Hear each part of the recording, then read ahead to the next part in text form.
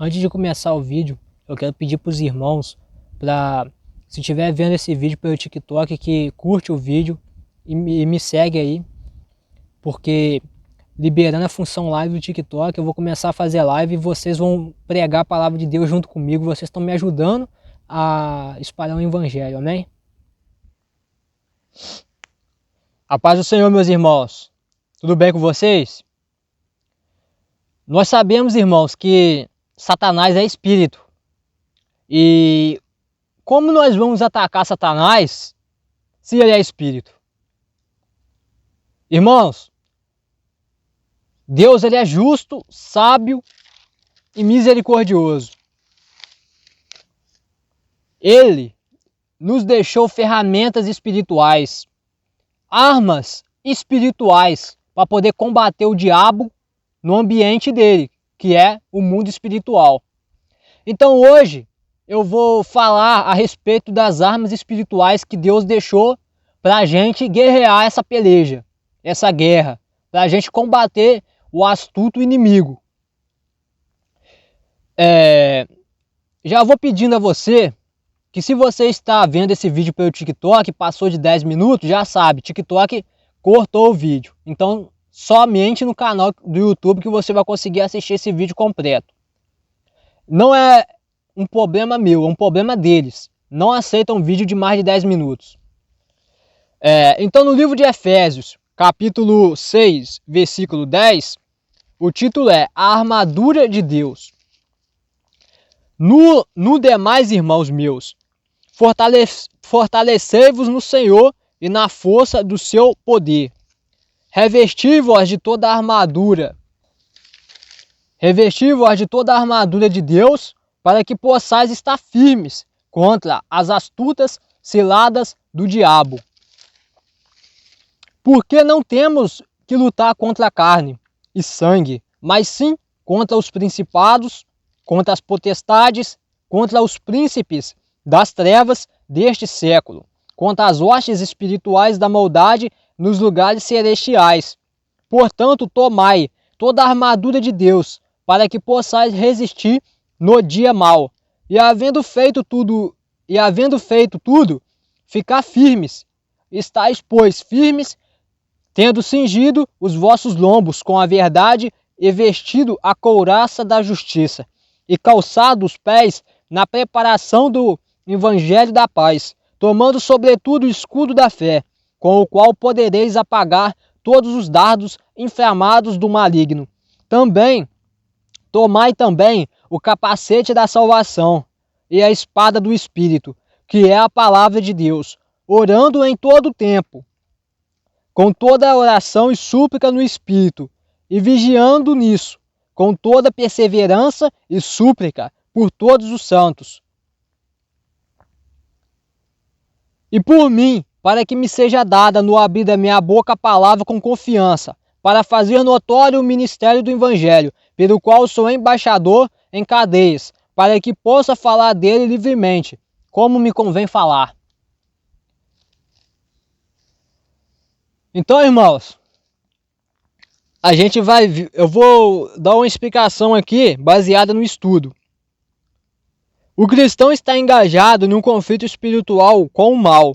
Esse conflito é descrito como o combate da fé, que continua até o crente galgar a vida do porvir. Como diz o livro de 2 Timóteo, capítulo 4, versículo 7. A vitória do crente foi obtida pelo próprio Cristo, mediante a sua morte na cruz. Jesus travou uma batalha triunfante contra Satanás, desarmou as potências e potestades malignas, levou os cativos com ele e redimiu o crente do domínio do maligno. No presente, o cristão está empenhado em uma guerra espiritual que ele trava, mediante o poder do Espírito Santo, contra os desejos corruptos dentro de si mesmo, contra os prazeres ímpios do mundo e todos os tipos de tentações, contra Satanás e suas forças. O crente é conclamado a se separar do presente sistema mundano, repudiando os seus males, vencendo as tentações e morrendo para elas. e condenando abertamente os seus pecados. A milícia cristã deve guerrear contra todo o mal, não por seu próprio poder, mas com as armas espirituais. Na guerra espiritual, o cristão é conclamado a suportar as aflições como um bom soldado de Cristo, sofrer em prol do Evangelho, combater o bom combate da fé, guerrear espiritualmente, perseverar, vencer, ser vitorioso, triunfar, defender o Evangelho, combater pela fé, não se alarmar ante os que resistem, vestir toda a armadura de Deus, ficar firme, destruir as fortalezas de Satanás, levar cativo todo o pensamento e fortalecer-se na guerra contra o mal. Interessante, né, irmãos? Eu não vou falar agora sobre as armas espirituais. Primeiro eu vou explicar o que a gente acabou de ler. Então, aqui a gente vê que o nosso Deus, ele não nos deixou em desvantagem perante o mundo espiritual. Tem muito crente que acha que está em desvantagem, porque o Satanás não tem um corpo físico para poder atacar fisicamente. Nós não devemos atacar fisicamente, não tem como atacar fisicamente o inimigo. Nós temos que atacar espiritualmente. Combatemos um ser espiritual com armas espirituais. Então no versículo 12 fala sobre as hostes espirituais da maldade. O cristão trava um conflito espiritual contra Satanás e uma multidão de demônios malignos. O poder das trevas são governantes espirituais do mundo, que incitam os ímpios, se opõem à verdade de Deus e constantemente atacam os crentes. É uma vasta multidão, altamente organizada em forma de império do mal, tendo categorias e ordens. Então, irmãos, tá vendo? Para você ver, o mundo espiritual é extremamente organizado. Extremamente organizado. Lembra de Jesus, né? Jesus disse que tem casta de demônios que são expulsos somente com oração e jejum. Casta de demônios. Mas o que seria isso? Isso mostra que tem tipos, tem espécies de demônios. E são vários tipos de demônios. Então são demônios que atacam a vida de casamento, faz esfriar o relacionamento do casal. São demônios que colocam enfermidade, são demônios que colocam espírito de maligno, né? Que faz a pessoa gostar de homem, que faz a mulher gostar de mulher, e por aí vai. Tem gente que acha que isso é uma opção da pessoa, né? Ah, não, a pessoa tem uma opção de ser isso. Irmãos, quando o neném nasce, o médico fala: homem, parabéns, é um homem, parabéns é uma mulher. E não fala que parabéns é um gay, parabéns é um lésbico, parabéns é um travesti, não é verdade? Me desculpa falar isso, irmão, mas a verdade é essa. Então, irmãos, tem demônios que atacam de tudo quanto é lugar. São centenas de milhares de demônios. E é curioso, para mim é curioso, porque eu tenho 1,90 m e pouco. E quando eu vejo uma pessoa baixa, 1,20 m, é curioso, porque não dá para poder entender, né? Que existe centenas de demônios dentro de um corpo tão pequeno, não é? Não é curioso isso? Então no versículo 17 fala sobre a espada do Espírito. A espada do Espírito, que é a palavra de Deus, é a arma ofensiva do crente para o uso na guerra contra o poder do mal. Por esta razão, Satanás fará todos os esforços possíveis para subverter ou destruir a confiança do crente na palavra. A igreja precisa defender as escrituras inspiradas contra o argumento de que ela não é a palavra de Deus em tudo que ensina. Abandonar a posição e a atitude de Cristo e dos apóstolos para com a palavra de Deus é destruir seu poder de convencer, corrigir, redimir, curar, expulsar demônios e vencer o mal. Negar sua fidedignidade total em tudo quanto ela ensina a entregar-nos a Satanás, como diz o livro de 2 Pedro, capítulo 1, versículo 21, e Mateus, capítulo 4, versículo 1 até o versículo 11. Então, irmão, a espada, primeira arma que a gente já viu, a espada, é a Bíblia. A espada é a Bíblia. O que eu penso sobre isso? é só a minha opinião. Às vezes na igreja, chamam um pregador para pregar e ele lasca o celular do bolso para poder pregar. Pelo amor de Deus, irmão. Misericórdia. Nada substitui a palavra de Deus. Nada substitui a palavra de Deus. A palavra de Deus é a espada. O celular ajuda. Se você estiver no monte, no escuro, lá, entendeu? Não tem como iluminar lá a Bíblia para você ler. Ajuda. Mas o cristão não pode abrir mão da palavra de Deus, entendeu? A Bíblia é a Bíblia, e ponto final. Simboliza a espada, né? Na guerra que a gente luta. Versículo 18. Orando no Espírito. A guerra do cristão contra as forças espirituais de Satanás exige dedicação à oração, orando no Espírito em todo o tempo, com toda oração e súplica por todos os santos, com toda perseverança. A oração não deve ser considerada apenas mais uma arma, mas parte do conflito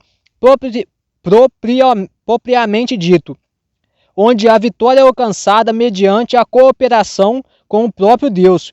Deixar de orar diligentemente sob todas as formas de oração, em todas as situações, é render-se ao inimigo e deixar de lutar.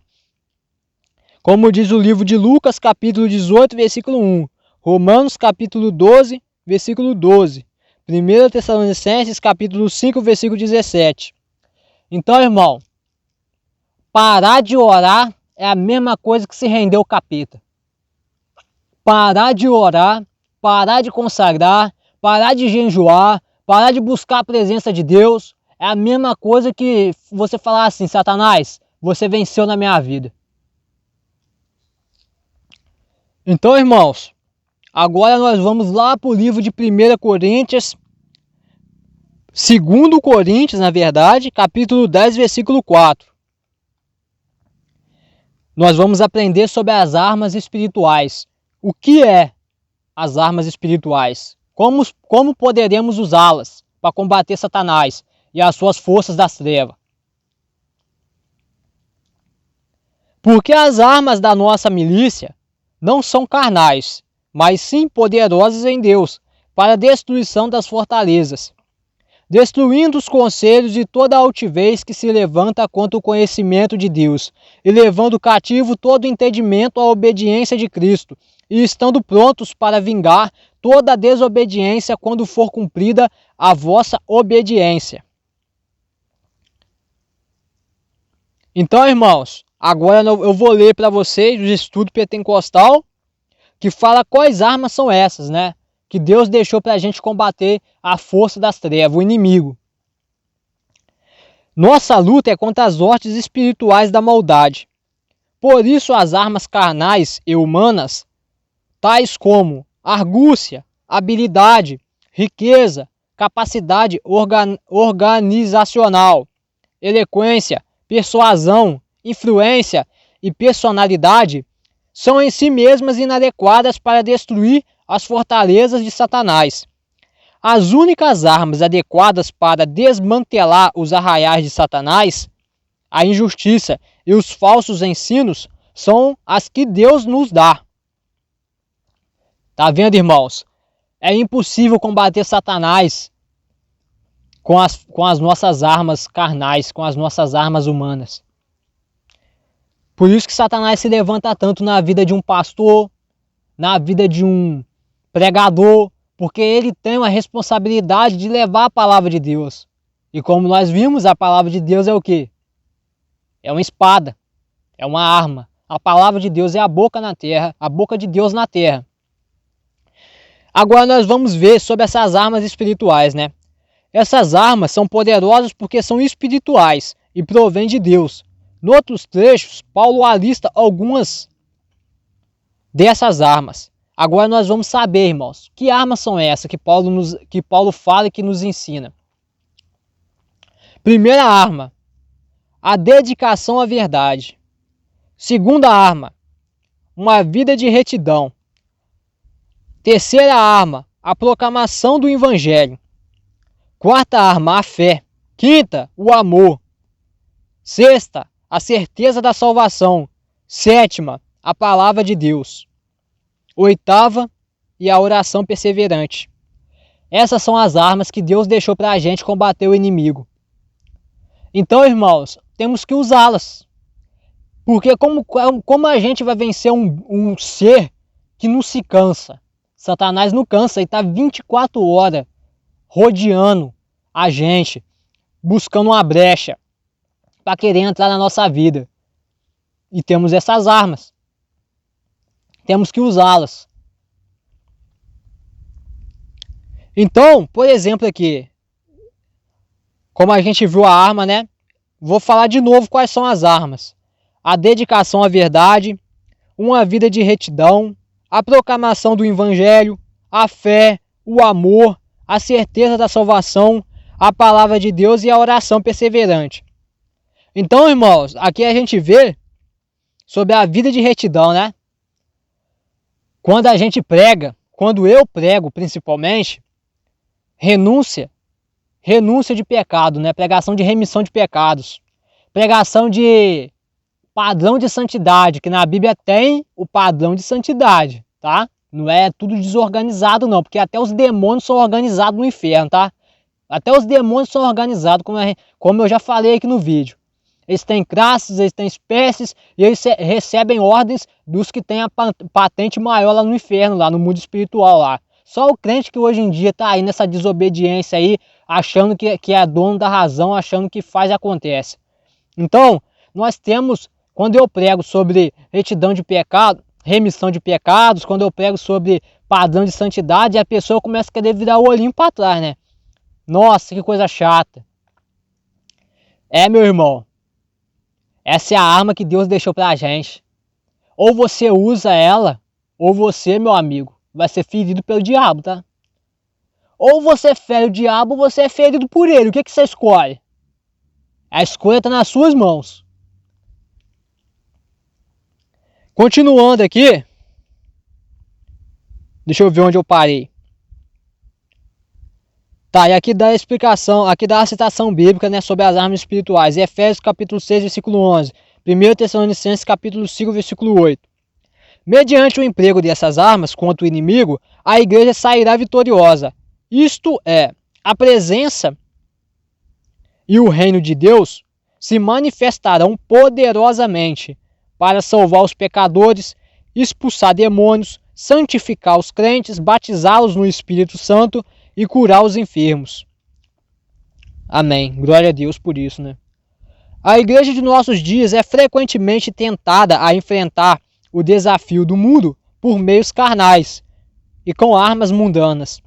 Por exemplo, sabedoria, filosofia, psicologia humanistas, atrações emocionantes, atividades nas igrejas centradas em passatempos e uma vez na igreja, né? Uma vez na igreja fizeram negócio de amigo oculto, né? Vê se pode, dentro da igreja, fazer um passatempo mundano desse, né? O que vai ser edificado na minha vida esse negócio de amigo oculto? O que eu vou ganhar espiritualmente de Deus essa palhaçada desse negócio de amigo oculto? Não vou ganhar nada. Voltando aqui, com muita frequência essas coisas servem hoje como substituta das práticas básicas do Novo Testamento, como a oração fervente, a fidelidade incondicional à palavra de Deus e a proclamação fervorosa do Evangelho com poder.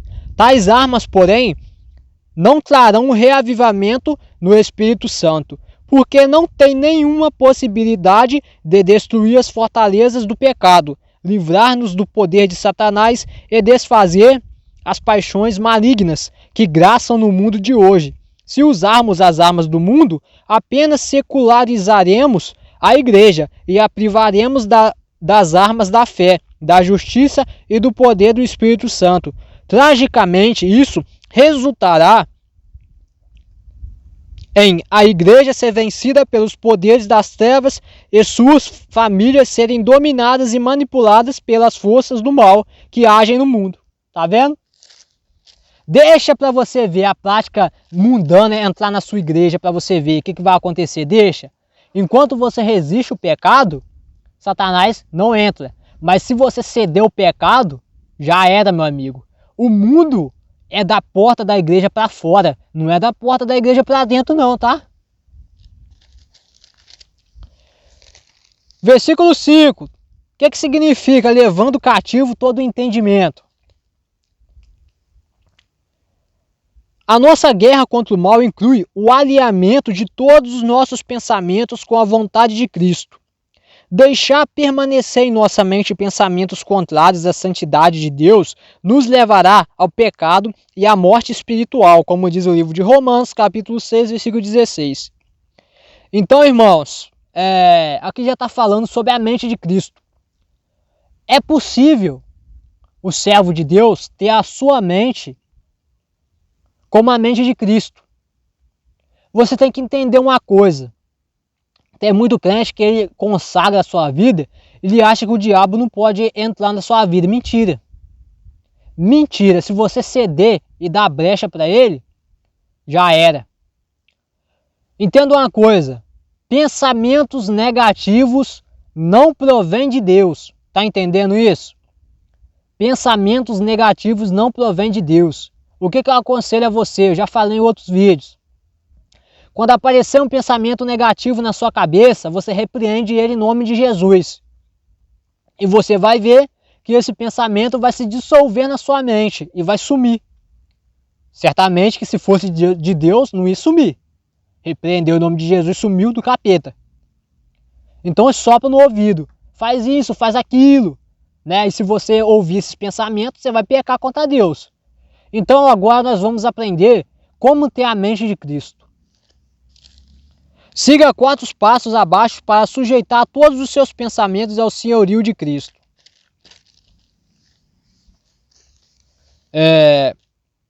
Saiba que Deus conhece todos os seus pensamentos e de que nada jamais se oculta dele, como diz o livro de Salmos, capítulo 94, versículo 11. Somos tão responsáveis diante de Deus pelos nossos pensamentos quanto somos pelas nossas palavras e ações. Tá vendo, irmãos?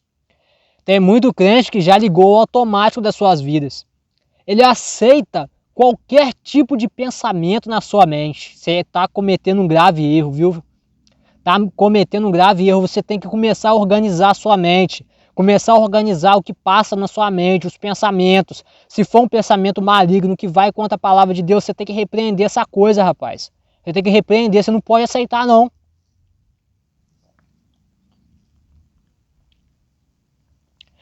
Saiba que a mente é um campo de batalha. Alguns pensamentos têm a sua origem em nós mesmos, enquanto outros provêm diretamente do inimigo. Levar cativo todo pensamento à obediência de Cristo demanda uma guerra espiritual contra a natureza humana pecaminosa e as forças satânicas. Como diz o livro de Efésios, capítulo 6, versículo 12, Mateus, capítulo 4, versículo 3. Quando você for atacado com pensamentos maus ou imundos, resista-os, rejeita-os firmemente, em nome do nosso Senhor Jesus Cristo. Permita que a paz de Deus guarde o seu coração e mente em Jesus Cristo. Nos lugares espirituais, lembre-se de que nós, crentes, vencemos nosso adversário pelo sangue do Cordeiro, pela palavra do nosso testemunho e por dizer um não persistente ao diabo, à tentação e ao pecado. Como diz o livro de Tiago, capítulo 4, versículo 7, Apocalipse, capítulo 12, versículo 11, Mateus, capítulo 4, versículo 3. Então aqui está falando, irmãos, que através de um não persistente que nós combatemos Satanás, que nós combatemos as hostes espirituais do maligno. Então Satanás pode colocar no seu coração. A própria Bíblia fala que nós não podemos seguir o nosso coração, né? Que o coração ele é mais enganoso do que todas as coisas. Engraçado, né? Que o mundo, às vezes quando a pessoa está passando por uma situação amorosa, o que o mundo fala? As pessoas falam: ah, não se preocupa com isso não, segue o seu coração. Se você seguir o seu coração, meu amigo, você vai ficar até o pescoço na merda. Com todo respeito falando. Seja resoluto ao concentrar a sua mente em Cristo e nas coisas celestiais. e não nas coisas terrenas. Compreenda que a mente firmada no espírito é vida e paz, e ao passo que a mente firmada na carne é morte. Romanos capítulo 8, versículo 6. Encha sua mente da palavra de Deus, justo e de boa fama. Encha sua mente da palavra de Deus e com aquilo que é verdadeiro, justo e de boa fama. Tenha cuidado com aquilo que seus olhos veem e seus ouvidos ouvem. Recusa-se terminantemente a deixar seus olhos serem um instrumento de concupiscência. Como diz o livro de Jó, capítulo 31, versículo 1.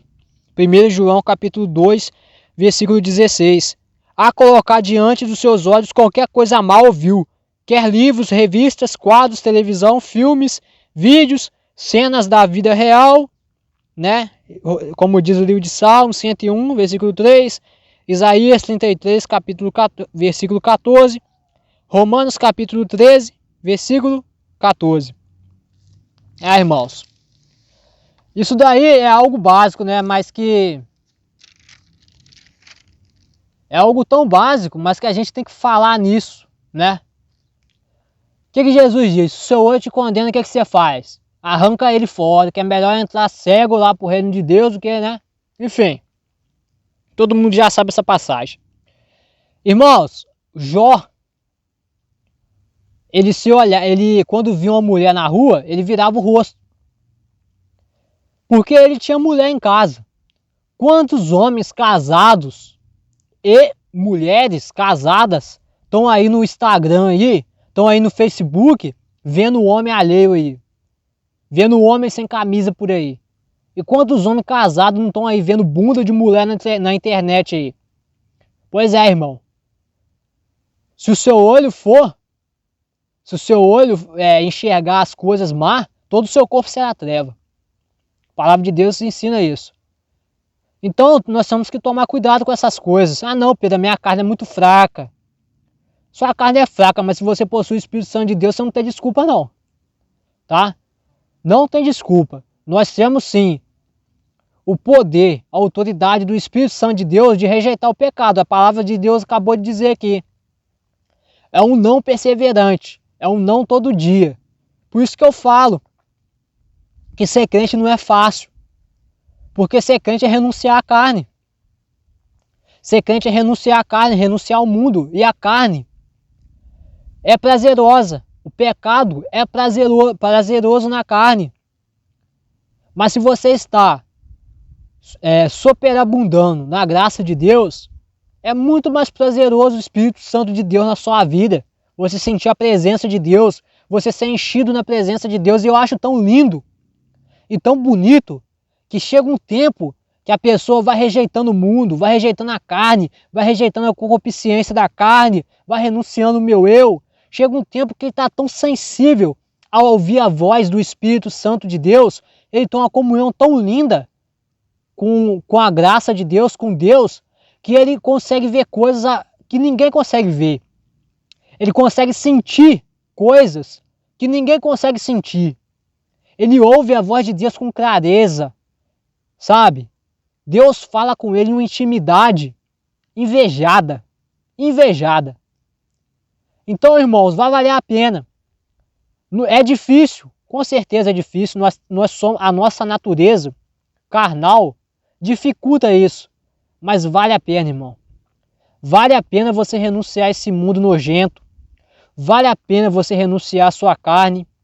Vale a pena. Enquanto muitos falam que você está perdendo seu tempo, que você tem que estar curtindo a sua vida, isso porque eles não sentem o que nós sentimos. Ah, meus irmãos, se eles pudessem sentir o que a gente sente quando a gente está buscando ao Senhor, se eles pudessem sentir a presença de Deus superabundando na nossa vida, enquanto eles estão perdendo o tempo deles com festinha mundana, com coisa pagã. Ah, meus irmãos, eles não iam falar isso não, meus irmãos. Se eles fossem tocados por Deus, verdadeiramente eles não falavam isso. Então hoje nós aprendemos quais são as armas espirituais, nós aprendemos como ter a mente de Cristo, organizar a nossa mente. Então, irmãos, guarde bem essa palavra, medite nessa palavra e que ela seja raiz na sua vida e alicerce na sua vida, amém? Que a graça do Senhor esteja com a tua família, sua vida e o seu ministério. Que a paz do Senhor seja com todos vós, amém?